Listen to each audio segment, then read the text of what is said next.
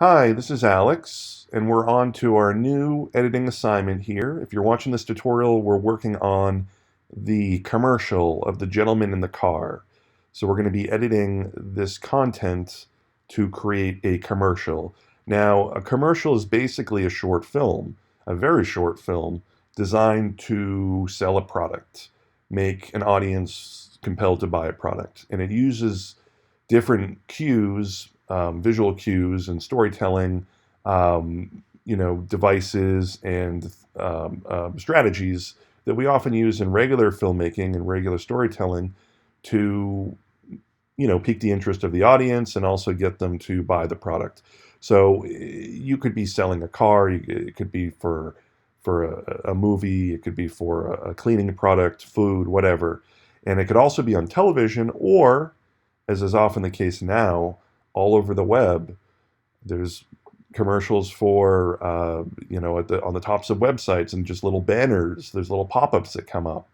If you walk down the downtown area of whatever city or town you live in, you'll probably see a lot of businesses that need a commercial just to put on their YouTube page or put on their website, or even to put on television if they have the money to pay for that. And someone has to make that for them. So learning the process, practicing the process of cutting a commercial, shooting a commercial is really, really helpful.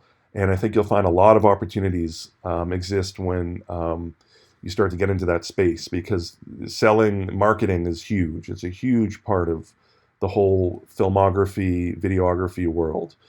So in this case, you're going to be given this footage. You can go ahead and you can import it into Final Cut if you haven't already. I made a new event, right? We remember there's the library, master library. In this case, it doesn't have a name, but entitled. You might see something similar on your computer, or maybe you've given it a name. Then you're going to see all the different events here. And I made a new event for commercial, and then I made a new project file within that event, and I called it Commercial 1. And the idea there is just because in Final Cut, as we remember, the project file is kind of like what a sequence is in the other programs, Premiere and Avid. It's the particular cut that you're working on. So you might want to archive a project, duplicate it, and make a second one later. Usually you do that if it's a situation where you're editing over a couple days. You also might want to break up a bigger film project into multiple project files, like the scenes of a movie, and then have a master project file. Anyway, that's just a little review there. But just make sure you've made a new event within your library and a new project file. Then you import these files, and you'll see that there's this kind of wide shot of the car, the gentleman in the car here, and he's looking in his rear view mirror. There's a couple of the explosions of this other car on the side of the road.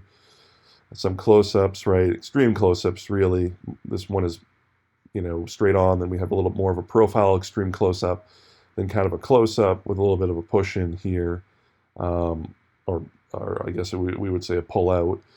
And then there's these cuts to this mysterious woman, right, in the field, and a couple other, like a POV shot, well, really an over-the-shoulder shot here. This one's almost a POV looking through the rear view mirror here at the car as we pass it, the car that's breaking up and breaking apart. And then there's this nice shot of the road. So the idea here is you just have to put together this footage into a compelling commercial. And here's the fun part of this assignment. It can be for anything. That's often what happens with commercials. They just grab your attention. They could be about the most, the content of the commercial could be so non sequitur, not even related to what the product is. I mean, I think it's nice if there's a little bit of a tie-in, but certainly from the Geico commercials, certain car commercials, you see that they start off one way and then they end up advertising something you wouldn't expect. So this whole thing here, it could be for Bacardi rum. It could be for a car itself. It could be for some sort of, medical treatment center for someone with PTSD, whatever. I mean, you could go with any direction you want, and that could just be the sort of extra content you want to bring in. If you want to find from Google the Cadillac logo, or if you want to find from Google, the logo for, Johnny Walker, because that's what the product is, and you can throw in some titles at the beginning or end that kind of end with that. Really, the whole idea of a commercial, it is a little bit of a bait and switch. It's to bring you in and then to, you know, ultimately make you want to buy the product. And sometimes you go down the tunnel of, oh, this is interesting, and then it ends up, being about Bacardi, and you're just like, oh, okay. But it put that in your mind, and maybe that's part of the branding. Maybe it's part of the branding that they have these images. So you have to kind of create a story based on them. And there's different ways to go about this. I mean, I already started to put something together here. The footage seems to want you to have this gentleman see this explosion that he passes by, and it's in obviously his rear view mirror in one of the shots. And there's also these disconnected shots of a woman, but it's really up to you how you want to cut it. I actually am not even going to use this shot as much as I like it. I rather tell a story. The one that I have here is that this guy is remembering a car explosion, and there was a woman inside, maybe a wife, maybe a girlfriend, and she perished in it. So I actually started to cut that together down here, and as you can see, I put just the beginning shot here, the wide shot of the car, and then I put into my track number 2 here on top, which is something you can do, by the way. As you can see, I put stuff on top rather than put it, in line with it, just because I like to have a messier timeline. It's really taster's choice. Then I did these nice little flash-ins. This is from the transitions, and I have it flash to his eyes. I'm kind of skimming here. Then I have it flash to the memory of the girl, and I put a little filter on her as well, just to kind of make it seem more vintage. And then I flash back to him again, like he's thinking about her. And then we go to this even wider shot, still kind of tight on him, but wider than the extreme shot on his face. And then we go to this vintage shot here, and it's different angles of the car exploding, back to his face, and he's looking at the open road. There's a little more work I want to do on it. I've sort of laid in a couple shots at the end here that I'm still working on, but I wanted to at least give you an idea. So a couple of things here just wanted to mention. So over here in the corner, Final Cut has changed a little bit since version 10.3, and now they're on to 10.4. But you'll see in this corner here, you have your transitions. Transitions are here. I actually threw on this one here. It's like a little bit of a bloom, I guess it's called. And it's a nice kind of memory one. I feel it kind of spreads this white light. So you can come over here. If you want to transition, you just drag it over. A little review of transitions there. And then in this little next tab over on the far right side here is the effects, once again. And the one I used here was Dream. So the Dream one is, I just, once again, you just drag it over and you lay it on top. I've already put it on the ones I want, like for instance, this one. And if you click on the clip, it'll bring up your inspector over here, right, with all the controls. And there's the amount. See where it says Dream? I want to turn it up or down. Okay, so I'm leaving the full amount for now. Okay, but just this is something to be aware of in the newest version of Final Cut. Transitions are over here on the far right. Effects are over here too. Titles are now up here. They're up here, and if you're probably going to want to throw some sort of a title at the beginning or end, depending, what you end up doing. So I throw it down here. It's got the little, right now, just placeholders in there, but you just click on it, and then up here you'll have all the different controls for it, the font color. There's also a couple tabs here to go to some of the other information. For instance, the second tab over is where I can control, the different types of fonts, the size, alignment, tracking, and some other information. On the T here, there's more of the specific parameters really for this type of effect, this kind of the reflection of it and so forth, because this has a special type of animation. And then there's still underneath the little film strip here, the regular controls for if you wanted to crop it or distort it and so forth. And then the information. Every single clip, including the normal clips, will have the little information tab and also the little film strip tab if you want to mess with the position or you want to crop it or so forth. Okay, so again, just a little review of that. So I threw a few of these in here just to kind of give that nice effect. Now, the other thing I wanted to do is to come over here, and we're talking a little bit in this tutorial as we're working a commercial and talking about a commercial a little bit, just how to use effects and keyframing and that kind of thing. If I click on this clip here, I actually want to hold on his face a little bit longer, because my idea is I actually want to show his face and then have this image of the mysterious woman kind of fade in, kind of like a nice kind of, oh, he's kind of thinking about her.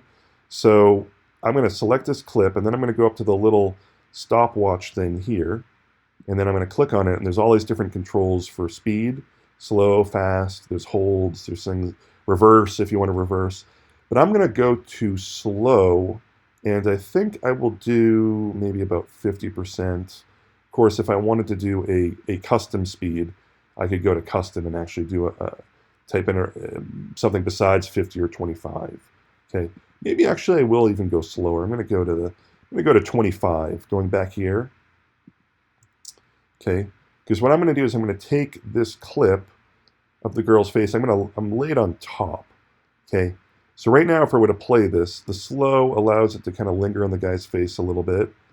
We go to her face, and that's not bad cutting to her, but I kind of want to have that nice effect of the sort of halfway transparent fading in.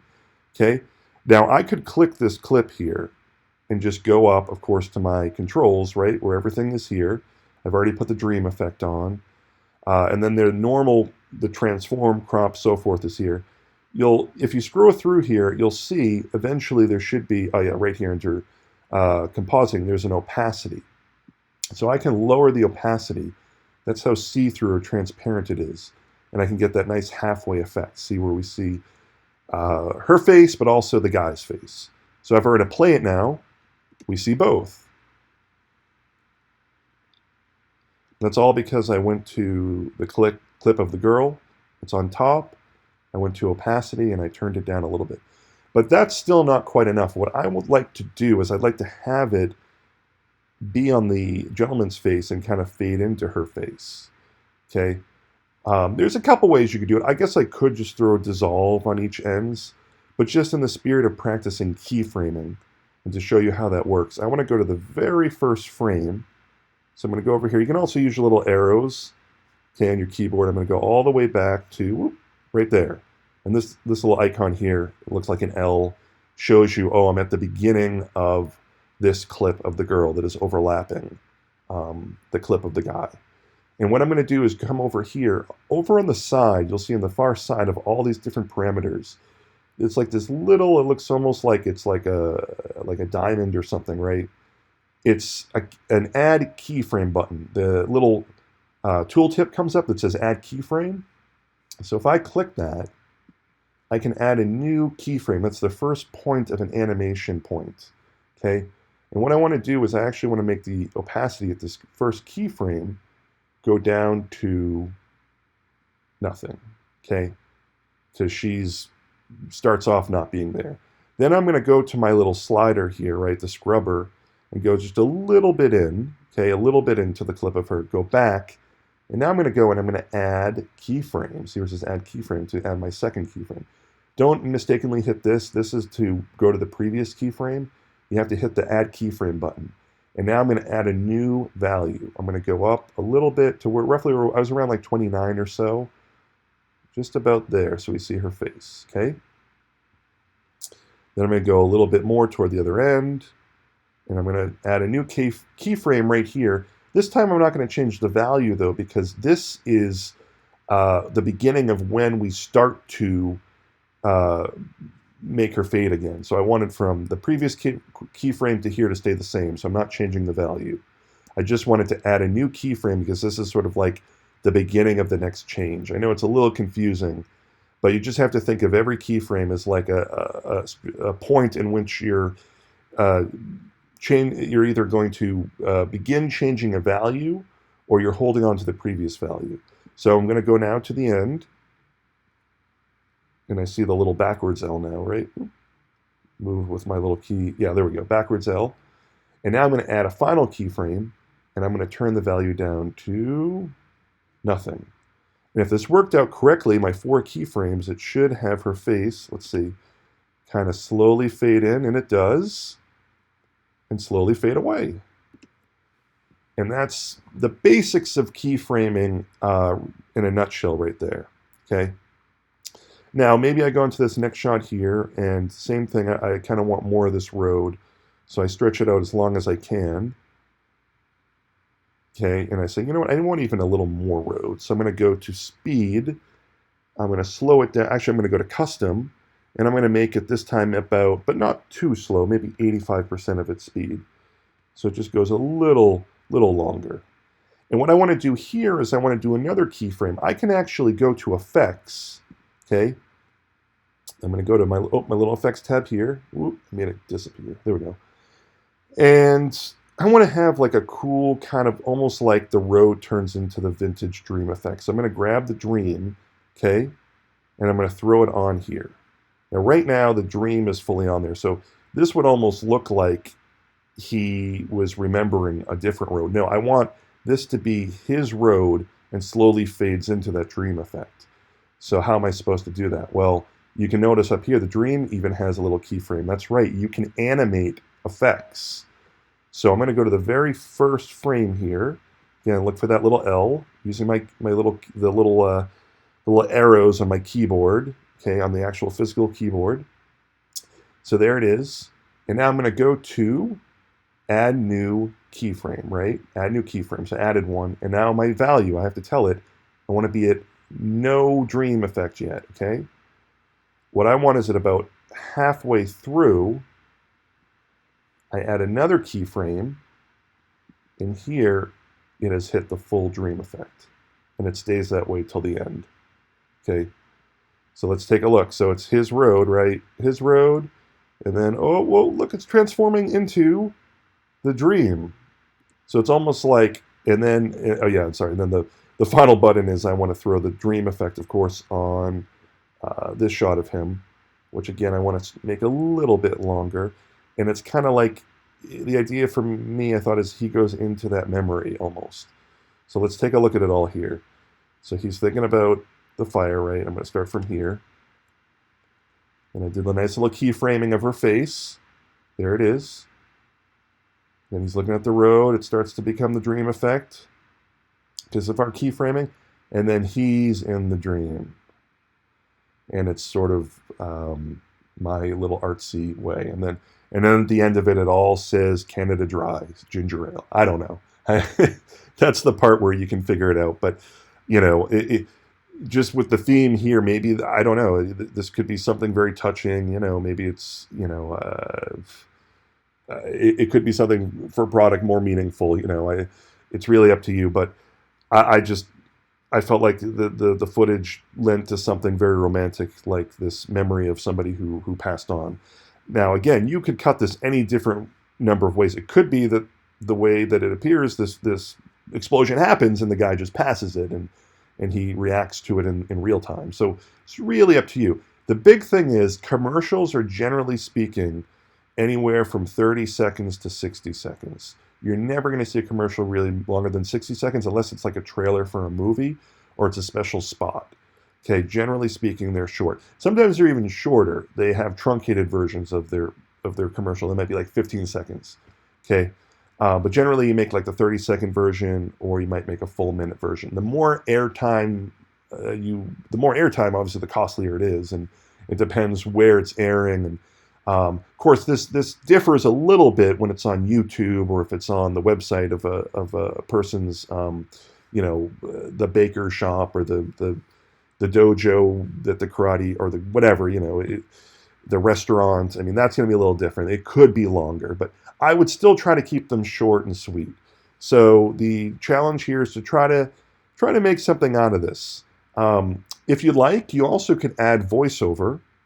Okay, so you might want to add a track of voiceover. And the other thing you might want to do is they do give you this little song that goes with it. It's up to you if you want to use this or if you want to add something different. Or if you want to add explosion effects or that kind of thing. You can sound design it a little bit too. But some people like to add voiceover. You know, it's almost like the Matthew McConaughey thing. You know, it's like we're hearing the voice as we see this very serious face in the car. and it's like a Lincoln commercial or that type of thing. But try to cut it, spend some time, and really try to do a little bit of what we're talking about here. Throw some effects on it, and maybe do a little bit of keyframing, and make some adjustments to stylize it a little bit.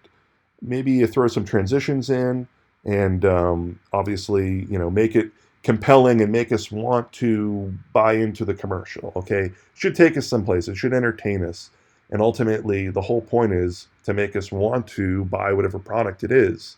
If it's something that entertained us and pulled us into a story that was very compelling, usually that does the job. So that's about it for this tutorial. Good luck, and I look forward to seeing what everybody comes up with.